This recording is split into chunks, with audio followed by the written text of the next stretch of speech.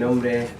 Carlos Lagos, soy químico farmacéutico de la Universidad Católica, con doctorado en biotecnología en la Universidad Andrés Bello, y actualmente me desempeño como profesor asociado de la Escuela de Química y Farmacia de la Universidad San Sebastián, y mi línea de investigación principal es la química biológica y el diseño de fármacos.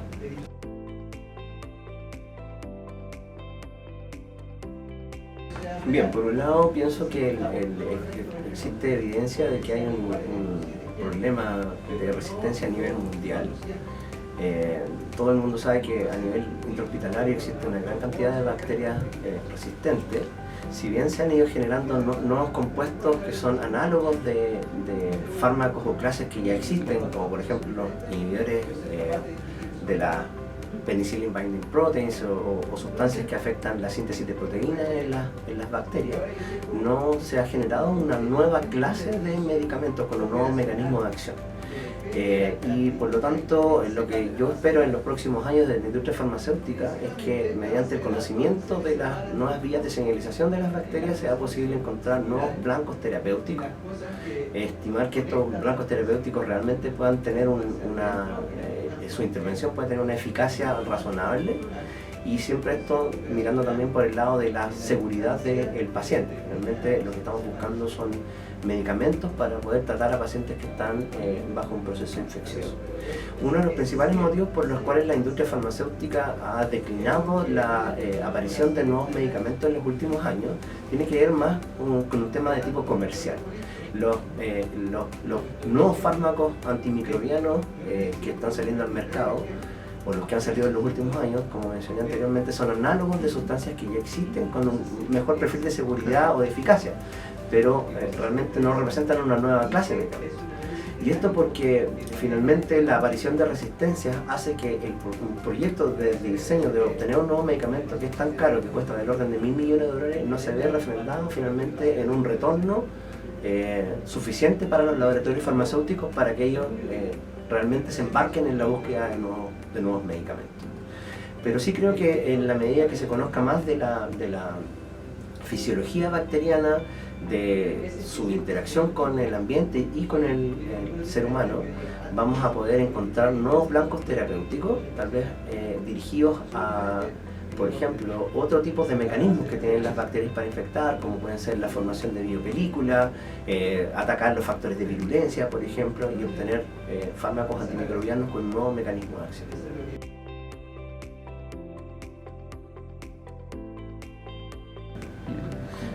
Es que creo que los mecanismos actuales están relativamente agotados, en el sentido de que, tal como mencioné anteriormente, no han aparecido nuevas clases de antimicrobianos. Tal vez lo que ocurra también en la medida que se conocen también, o se van descubriendo también otras bacterias, porque eso también es algo que está ocurriendo. Se pueden obtener moléculas desde esas mismas bacterias, ¿ya? O otros microorganismos, y se pueden obtener o identificar compuestos antibióticos, antimicrobianos de tipo antibiótico, pero también es posible desarrollar antimicrobianos sintéticos específicamente para estas vías que estamos conociendo. La diferencia principal entre estos mecanismos conocidos que generan alta resistencia con respecto, por ejemplo, a tener como blanco terapéutico en la formación de biopelícula o, por ejemplo, los factores de virulencia, es que generarían menos resistencia. Y si bien no tendrían un efecto bactericida propiamente tal, podría ser más fácil para el sistema, por ejemplo, inmune, hacerse cargo, digamos, de matar a las bacterias teniendo un bloqueo de estas vías, digamos, de virulencia, que finalmente son las que permiten que los patógenos, digamos, se mantengan más resistentes. Bueno, en el ámbito del diseño de medicamentos hay que considerar dos cosas principalmente. Todos los medicamentos tienen, por decirlo así, dos componentes en su mecanismo de acción. Uno, que es el más, los dos son igualmente importantes, uno tiene que ver con la eficacia y el otro tiene que ver con la seguridad. En el caso de la bioinformática, son herramientas computacionales que permiten, por un lado, determinar a través de los estudios genómicos, por ejemplo, la identificación de nuevos blancos terapéuticos. Al mismo tiempo permite identificar y, por ejemplo, promover ya sea la generación de sistemas knockout o la sobreexpresión de estos blancos terapéuticos que estamos estudiando o son identificados para ver si es que efectivamente es posible modularlo farmacológicamente. ¿A qué me refiero con esto? En muchos casos podemos encontrar posibles blancos terapéuticos, pero al intervenirlo no necesariamente van a producir la toxicidad selectiva que nosotros necesitamos para poder matar a las bacterias y no hacer daño a las células del huésped. La bioinformática también sirve, además de identificar estos blancos terapéuticos, establecer, por ejemplo, las redes de interacción de estas proteínas o posibles blancos terapéuticos dentro de la fisiología normal de las bacterias y también su interacción con las células del huésped. Por otro lado, es posible mediante la bioinformática generar modelos de interacción, modelos de proteínas, modelos tridimensionales de estas proteínas sobre las cuales poder realizar el screening virtual de compuestos para identificar rápidamente compuestos que pudieran tener afinidad y después posteriormente ensayarlo, reduciendo por un lado el tiempo y el costo para obtener un compuesto bioactivo. Y en el futuro, considerando todas estas nuevas técnicas, como por ejemplo la inteligencia artificial, yo creo que se va a ir mejorando también la optimización y la búsqueda de estos compuestos que tienen que cumplir ambas cosas. Yo puedo tener un compuesto que sea sumamente eficaz en el laboratorio incluso, pero que al administrarlo, por ejemplo, en un ser humano, tenga un tiempo de vida media muy corto, por ejemplo, o que no alcance concentraciones plasmáticas efectivas para hacerse cargo de la infección bacteriana. Entonces hay que siempre en el diseño de los medicamentos hay que combinar que el fármaco sea efectivo, pero a la vez que sea seguro. Entonces, yo creo que las técnicas de inteligencia artificial van a mejorar esta optimización multidimensional que hay, de esa forma reduciendo el tiempo y el costo y además también el número de moléculas que se van a ensayar directamente experimentalmente. Considerando las técnicas actuales con las cuales se buscan los medicamentos, los principales métodos son el análisis por High Throughput Screening, que consiste básicamente en ensayar al azar una gran cantidad de moléculas y posteriormente hacer análisis fenotípico. Ese es el esquema clásico de búsqueda de fármacos a nivel mundial. Sin embargo, esa aproximación tiene una muy baja tasa de éxito, ¿ya? Por lo tanto, el uso complementario de la bioinformática junto con estas aproximaciones experimentales claramente mejora también la tasa de éxito en la búsqueda de compuestos bioactivos. En los últimos años, lo que hemos visto es que la bioinformática está tomando un rol preponderante en esto, sobre todo en la combinación en la industria farmacéutica, y por lo tanto hoy en día es una etapa más de las que ocurren normalmente en un proceso de desarrollo de medicamentos. O sea, ha logrado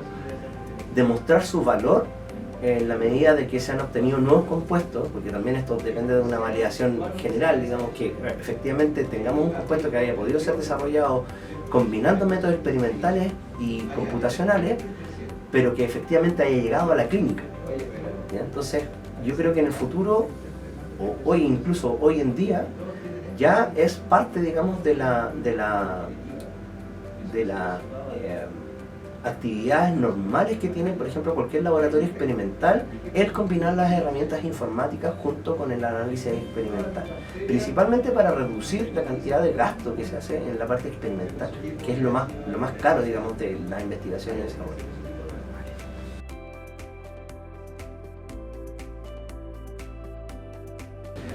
Bien, en el caso de los fármacos antimicrobianos,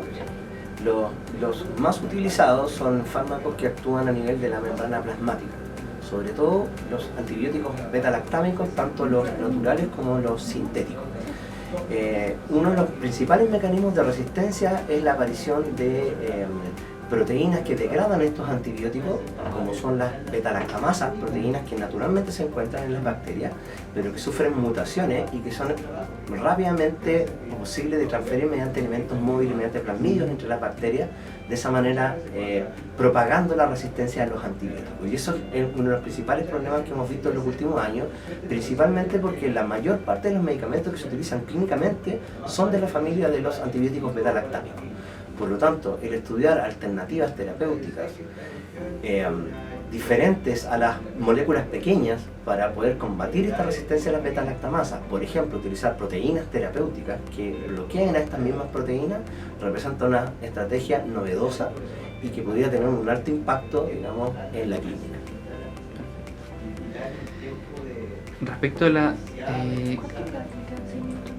sí, estamos ya en la última. Ya. La última, porque creo que fue súper precisa, como Sí. en relevo. Y quizás si le...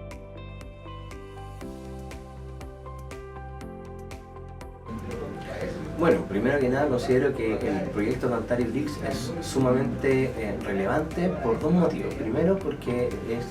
un proyecto que está orientado a la exploración antártica, donde vamos a poder encontrar bacterias que no han estado en presencia del ser humano, donde podríamos estudiar sus mecanismos de resistencia de una manera diferente, considerando que estas son bacterias, por ejemplo, que crecen a una temperatura diferente y por lo tanto representan a futuro un gran desafío si estas bacterias en algún momento pudiesen volverse, por decirlo así, patógenas contra el ser humano. Y eventualmente también es importante relevar que estos modelos de estas bacterias, por ejemplo, que encontramos que no han sido nunca expuestas, por ejemplo, a antibióticos, pudiesen generar información relevante respecto a los mecanismos de resistencia que tienen estas bacterias. Luego, considerando la aproximación que tiene Tantari BRICS, que es el desarrollo de proteínas terapéuticas que bloquean a estas beta-lactamasas, que son las proteínas que normalmente aparecen en resistencia a los antibióticos, vamos a poder obtener, por ejemplo, una solución alternativa, digamos, a las moléculas pequeñas que se utilizan actualmente y que podrían proporcionar, en el caso de por ejemplo, las proteínas BRIP, que son proteínas que unen a la beta-lactamasa, una alternativa terapéutica, ¿ya? Un nuevo producto eventualmente, y también en el caso de la gente que trabaja, los estudiantes, tanto los estudiantes como los docentes que trabajan en este proyecto, generar también varias cosas. Primero, un espíritu de cuerpo en la investigación científica, relevar la importancia de la diversidad dentro de un equipo de trabajo, proporcionar un propósito para los estudiantes y los investigadores que es sumamente relevante, que es tener un foco en la salud de las personas y en el estudio de microorganismos que finalmente vamos a terminar viendo producto del calentamiento global. Por lo tanto, creo que es una aproximación excelente, junto que permite además desarrollar las competencias en investigación en los estudiantes y de esa manera generar conocimiento y también para ellos generar un cierto grado de confianza en sus habilidades como científicos. Perfecto.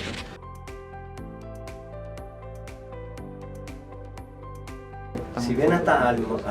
el momento no se ha observado, digamos, una transferencia directa de genes de resistencia en bacterias que no hayan estado expuestas a antibióticos o al ser humano, no es descartable que pudiesen estos elementos móviles de resistencia antimicrobiana transferirse entre bacterias y por lo tanto